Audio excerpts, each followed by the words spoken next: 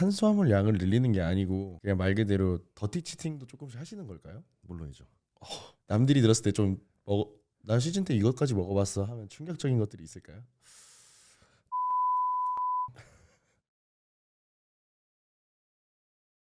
네, 이유진 선수님 이후로 두 번째 게스트로는 저희가 바디빌더 김태형 선수님을 모시고 오늘 팟캐스트를 시작해 보겠습니다. 태형님 간단한 자기소개 한번 부탁드리겠습니다. 네.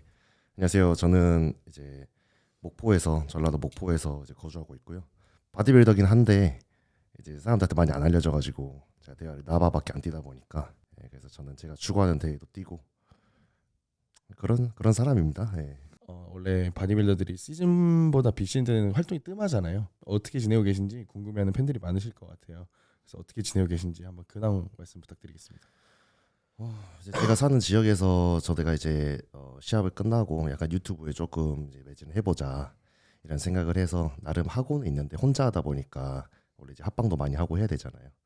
이제 뭐 거리상 이슈가 있긴 하지만 뭐 제 귀찮음도 있었고 그래서 이제 이렇게 기회가 될 때 와가지고 하는 경우가 되긴 하지만 혼자서 유튜브 하다 보니까는 이제 구독자의 이 증진 속도도 너무 느리고 제가 이렇게 너무 대중들한테 안 알려지다 보니까 제가 뭐 매진은 하고 있지만 이제 큰 성과가 없는 그런 상황인 것 같고 그리고 목포에서 센터 이번에 2호점을 이제 오픈하게 돼가지고 이제 두 개 센터를 열심히 좀 운영을 하고 있습니다. 나바 이후에 팬들이 좀 알아보시는 이 폭이 넓어졌는지 좀 궁금합니다. 일단 이제 제가 뭐 좀 이렇게 경기 서울 지역으로 올라왔을 때 그런 걸 조금 더 크게 느끼는 것 같긴 해요. 이 지방에 있다 보니까 그런 부분은 아시는 분들은 아시지만 막 큰 체감은 되진 않는 것 같고 대신에 이제 저를 알아봐 주시고 아니면 인스타 명을 불러주시거나 아니면 이제 뭐 나봐 나가 이렇게 알아봐 주시는 분들은 좀 많이 있긴 하더라고요. 저 유튜브를 제가 잘 안 보는데 태양님 건 좀 봤었어요.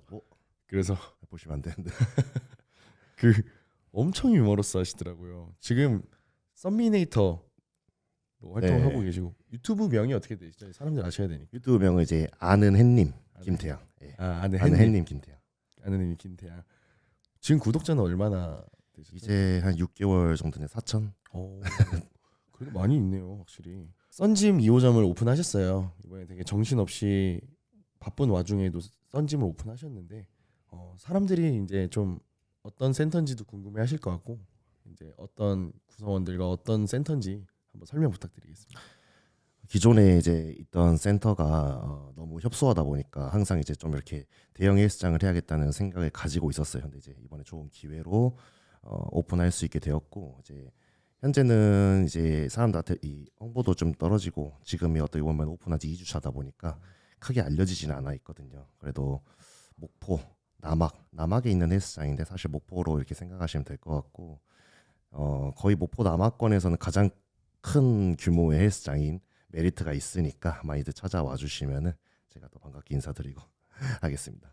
원래 이 프로 선수들이 훈련하는 걸 보고 이제 그 소위 말하는 헬창이라 그러잖아요. 헬창분들이 이제 많이 배우고 레슨도 받고 해야 되는데 그 남학에서 가장 큰 헬스장인 만큼 태양님이 훈련하는 장소인 만큼 기구를 신경 쓰셨을 것 같아요.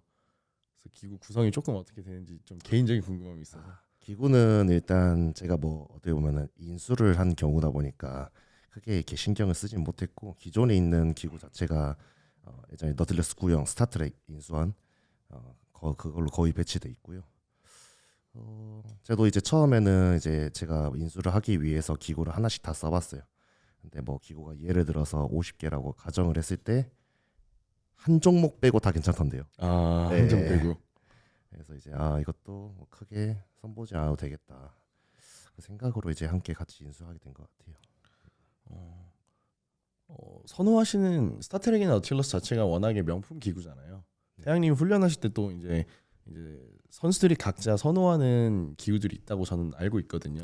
네. 선호하는 혹시 기구가 있으신지? 일단 팩트는 제가 많은 기구를 사용해 보지 않았어요.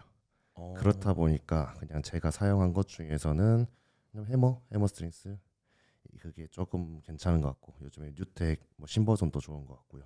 그리고 이제 더 나아가서 이제 파나타를 써보면 좋겠지만 제가 어쩌다가 한번 이렇게 원종 운동을 가거나 그럴 때만 써보다 보니까 이게 좋은 것 같긴 한데 내 본진이 더 잘 운동이 더 잘 되는 느낌. 이 분위기가 받쳐주면 그 기구도 좀 더 이렇게 쓰임이 확 느껴지고 할 텐데 이 남의 집에서 하다 보니까 좋은 건 알겠으나 이게 내 본진이 아니니까 예. 딱 와닿네요. 남의 집, 남의 집 내 훈련장에 있는. 약간 눈치를 보면서 하게 되니까 이게 집중도를 이제 약간 100% 발휘할 수가 없더라고요 저는. 태양님이 눈치를 보는 게 아니고 주변 이제 트레이너들이나 대표들이 눈치 보지 않을까요?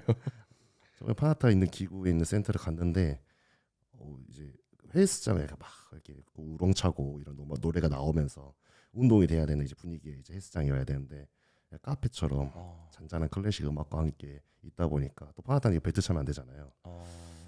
모든 거 조심스럽게 하다 보니까는 그것 때문에 약간 인식이 저한테는 아직은 그러시겠네요.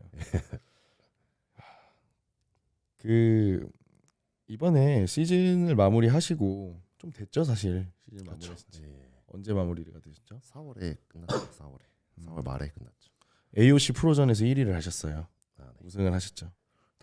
당시에 좀 어떤 마음가짐으로 이제 준비를 하셨는지 궁금합니다. 이제 준비했을 때 이제 제가 어떻게 보면은 2연패를 도전하는 상황이었잖아요.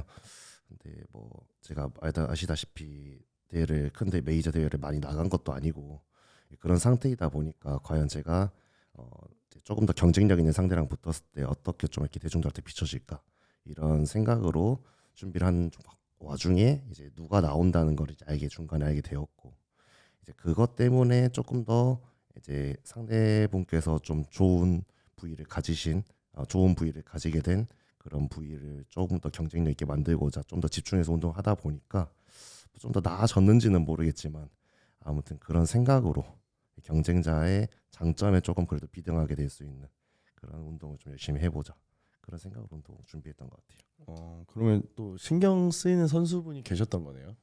네, 같이 올라갔던 이제 탑3 선수분이 딱 그렇게 저까지 포함해서였는데 딱 그렇게 대진이 됐다. 그때 탑3 선수가 저랑 김영준 선수랑 손성준 선수. 좀 어떤 부위가 좀 많이 신경이 등이죠. 네, 등. 워낙에 이제 김영준 선수나 손성준 선수 자체가 등이 좋다고 유명했잖아요. 네. 혹시 그러면 태양님이 이제 그 두 분에 대해서 신경을 썼던 그 등 부분이 있었잖아요. 네. 좀 더 신경 썼던 운동 종목이 또 있으셨을까요?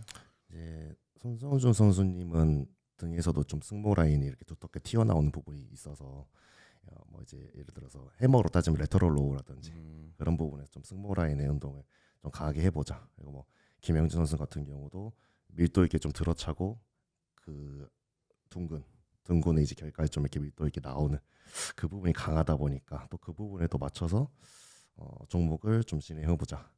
그렇게 준비했던 것 같아요. 준비하는 과정에서 워낙에 바디빌딩이라는 종목 자체가 준비하기가 이제 극한으로 가야 되고 과정이 좀 어려웠던 점이 있다면 좀 어떤 게 있었을까요? 근데 저는 이제 남들과 다르게 너무 강하게 또 식단을 하지 않습니다. 그러니까 스트레스를 받게 되면 그 제가 이제 원하는 양이 뭐 진짜 막 죽을 만큼 먹는 게 아니다 보니까 뭐 원하는 음식 한번 먹고 스트레스를 풀고 그리고 이제 그걸 통해서 좀 더 힘이 생겼을 때 운동을 더 강하게 하자 이런 마인드를 제가 갖고 있어가지고 물론 이제 좀 더 뭐 탄수화물 더 많이 넣는 치팅을 또 하면 더 좋겠지만 제가 또 그렇게 하다 보면은 오히려 더 스트레스를 받아버리더라고요. 그래서 그냥 저는 지금까지는 뭐 제 자신에 맞춰서 이 마인드인 것 같습니다. 사람들이 많이 놀라시겠는데요. 그러면 탄수화물 양을 늘리는 게 아니고 그냥 말 그대로 더티 치팅도 조금씩 하시는 걸까요? 물론이죠. 예. 그 남들이 들었을 때 좀 나 시즌 때 이것까지 먹어봤어 하면 충격적인 것들이 있을까요? 다 먹어본 것 같은데요. 먹고 싶은 거. 이게 먹고 싶은 것을 어떻게 보면은 먹어야 스트레스가 풀리잖아요. 그렇죠. 그게 저는 이제 제 그 논리여가지고 그 이상치만 안 먹으면은 뭐 크게 뭐 차이는 안 나는 것 같더라고요. 치팅을 하더라도 이제 사람들 오해할 수 있어. 치팅을 하더라도 적당히 먹으면 된다. 네. 많이 먹을 때도 있는데 그러면 이제 먹은 만큼 운동하자. 약간 이런 원초적인 마인드를 가지고 하긴 하죠. 어떻게 보면 이것도 원초적인 방법이긴 한데 제가 시즌 때 유산소를 아예 안 탔거든요. 끝까지요? 네. 원래는 이제 처음에 이제 안 타고 해도 이제 어느 정도 칼로리가 낮아 버리니까 운동을 해도 빠지는 상황이었고, 그리고 그 다음에는 여기서 좀 더 운동 열심히 하면 더 빠질 거고, 그럼 시즌 막바지 때 좀 추가해 보자 했는데 어떻게 보니까 또 안 탔어요. 어떻게 보면 유산소가 이제 어떻게 보면 심폐를 통해서 우리가 이 지방을 연소를 하고자 함인데, 유산소가 이제 살이 빠지는 운동이 아니잖아요, 사실. 그렇죠. 그래서 웨이트를 어떻게 저희는 바디빌딩 하기 때문에 바디빌딩 할 때 그래도 좀 심폐를 조금 쓰려면은 쉬는 시간을 줄이거나 고반복을 통해서 약간 좀 이렇게 훈련하는 그런 거를 하다 보니까 유산소를 타진 않아도 그게 좀 이렇게 긍정적으로 작용했던 것 같아요. 이야, 그러면 정말 유산소도 훈련을 통해서 다이어트를 하셨네요. 네, 탄력 거의 막바지 타야지 했는데 이제 하루 남았다 보니까 그냥 올라가자.